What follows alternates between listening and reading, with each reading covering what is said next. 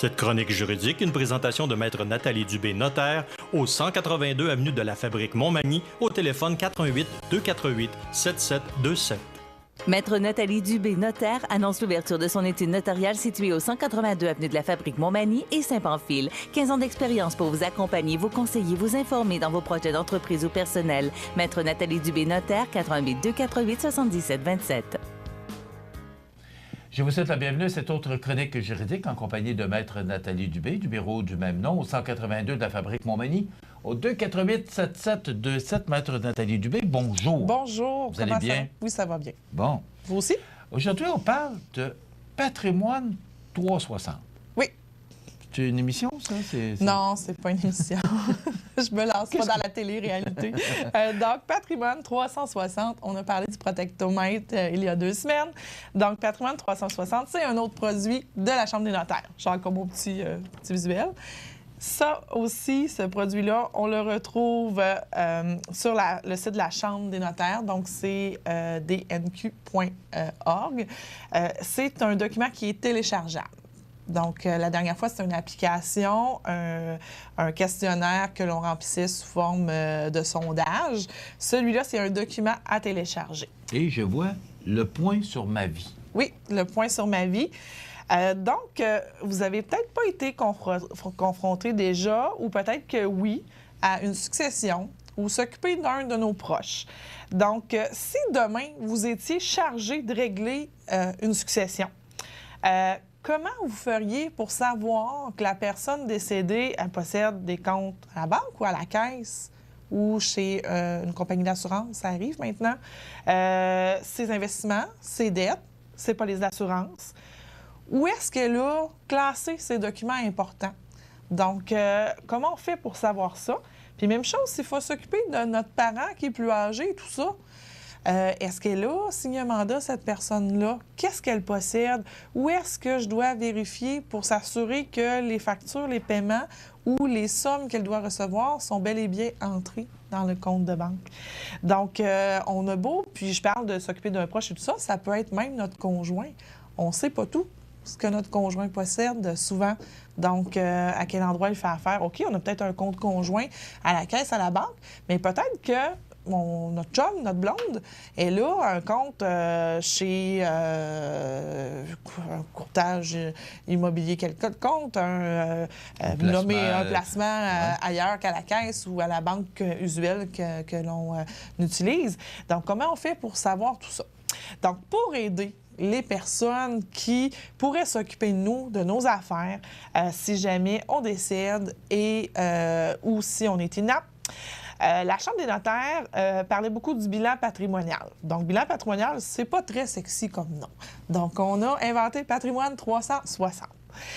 C'est un bilan, donc sous forme de questionnaire aussi, mais que l'on remplit à la main, ou même, je pense qu'on peut le remplir directement à l'écran. On ne voit pas bien, mais au moins pour donner le visuel. En 10 sections, où est-ce qu'on vient faire l'inventaire de nos comptes bancaires, de nos cartes de crédit, nos polices d'assurance. Que les polices d'assurance, là, il n'y a pas de registre. Lors d'un décès, savoir, je tape Michel Montminy, puis ça me dit pas, il y a une assurance à la Sun Life, il y a une assurance Liberté 55, il y a une assurance chez Desjardins. Je sais pas ça. Le seul moyen de savoir, c'est de fouiller dans vos papiers, voir s'il y a une police. Des fois, c'est une vieille police. Il y a des compagnies d'assurance qui sont fait racheter par d'autres compagnies. La compagnie n'existe plus. Vous avez arrêté de payer la prime, elle n'existe plus. Celle-là, elle existe, mais là, elle s'appelle d'un autre nom. Donc, on est confronté à ça, les notaires et les liquidateurs aussi. Et l'autre moyen qu'on a de savoir, c'est qu'on regarde dans votre compte de banque, y a-t-il des primes d'assurance qui passaient à tous les mois? Fait que c'est un travail qui devient ardu. On dit toujours, on fait le colombo lors d'une succession. Mais si on veut aider la personne que l'on a nommée s'occuper de nos affaires, le patrimoine 360 sert à ça. Est-ce que ça se peut aussi qu'on ne trouve pas, justement, parce qu'on n'a pas eu l'information?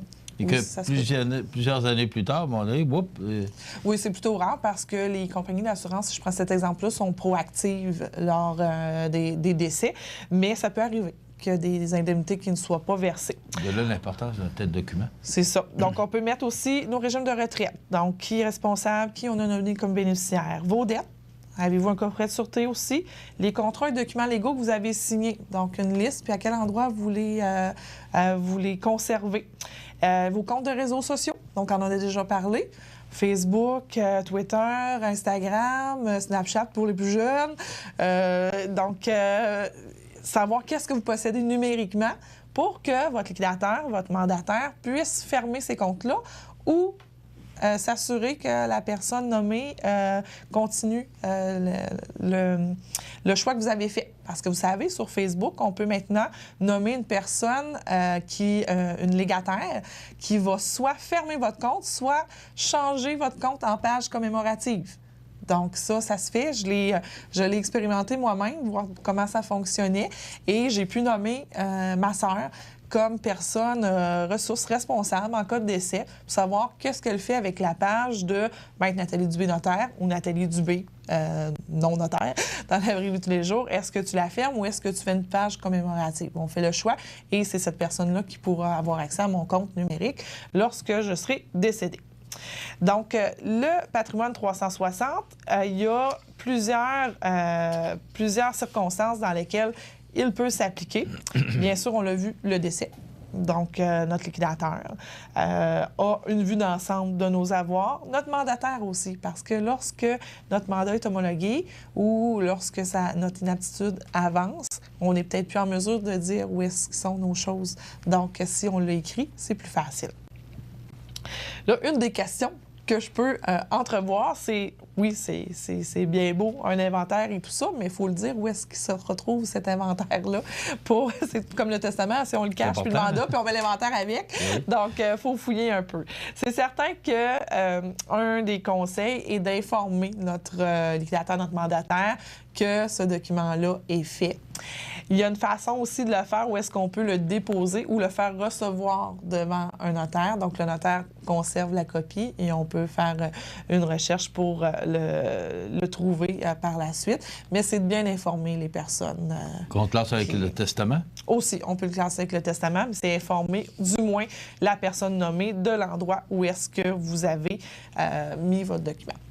Patrimoine 360, on a dit, il se retrouve sur Internet, sur le site de la Chambre, mais on peut avoir besoin d'aide pour le remplir. Donc, votre notaire aussi est disponible pour faire ce genre de service-là. Vous aider aussi à savoir qu'est-ce qu'on met là-dessus ou pas.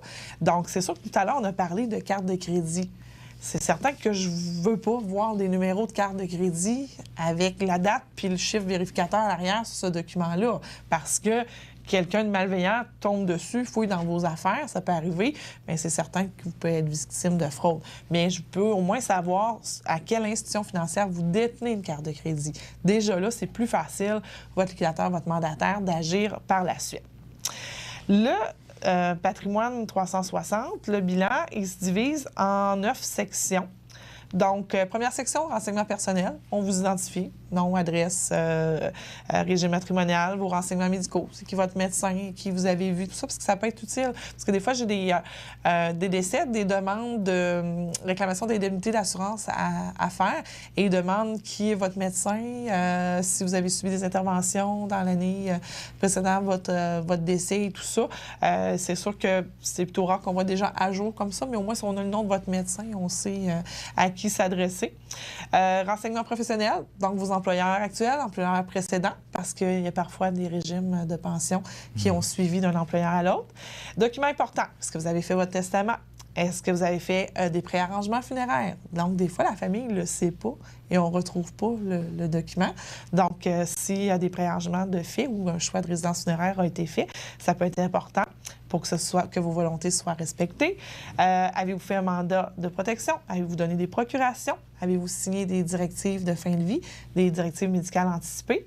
Avez-vous signé aussi votre don d'organes et de tissus? Donc, c'est des questions qui sont demandées. Ensuite, on a une section actifs. Donc, où se retrouvent vos comptes de banque, coffret de sûreté. Puis, il peut n'avoir aucun chiffre.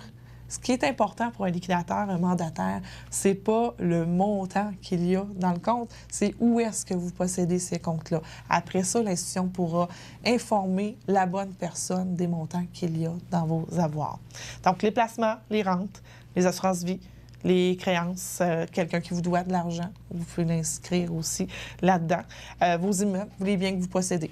Donc, on fait un inventaire de ça. Et les passifs, les emprunts, les contre-locations, les autres dettes, les cartes de crédit et tout autre renseignement qui peut être utile. Vous possédez des actions dans une compagnie, vous êtes actionnaire, vous pouvez faire des investissements que les gens ne connaissent pas, votre entourage ne connaisse pas. Vous pouvez être parfois un actionnaire qu'on appelle fantôme, qui a investi dans une compagnie. Mais si vous avez gardé ça secret, vous ne possédez pas le document qui maintient votre propriété, on peut l'inscrire. Et vos actifs virtuels. Ça, le point sur ma vie. Je pense que vous avez bien résumé. Oui. C'est vraiment ça. Et ça, ça demeure personnel, on le remplit, mais ça demeure à nous. Oui. Mais il faut le mettre à quelque part accessible au cas où il nous arrive, parce que on ne sait jamais ce que nous réserve l'avenir ou le lendemain. Alors, il faut qu'il soit quelque part pour qu'on puisse le trouver, mais ça aide la succession et succession, aussi mandataire. le notaire pour notaire procéder. aussi, lorsque vos proches nous demandent d'agir pour eux ou de les aider, c'est des questions qu'on pose. Qu'est-ce que la personne possède, à quel endroit, de quelle façon? Parce que ça nous aide à conseiller aussi. Lors d'un décès, il y a une question d'imposition. On travaille avec les comptables et fiscalistes, mais on est capable de donner une vue d'ensemble rapidement lorsque les gens viennent nous consulter pour une succession. Donc, Patrimoine 360, retenez bien ce nom et il faudrait l'utiliser. Et je vous rappelle toujours que si vous avez besoin d'informations, Maître Nathalie Dubé, au 182 de la Fabrique Montmagny, 248-7727. C'est important. Et plus on a de documents, plus c'est clair, plus c'est facile pour tout le monde. Alors, c'est ça qu'il faut retenir. Oui. Merci beaucoup. C'est très intéressant. Patrimoine Merci. 360, souvenez-vous. Et souvenez-vous aussi de Maître Nathalie Dubé, 248-7727. Merci. Merci On se à retrouve vous. dans 15 jours. Parfait. Au revoir.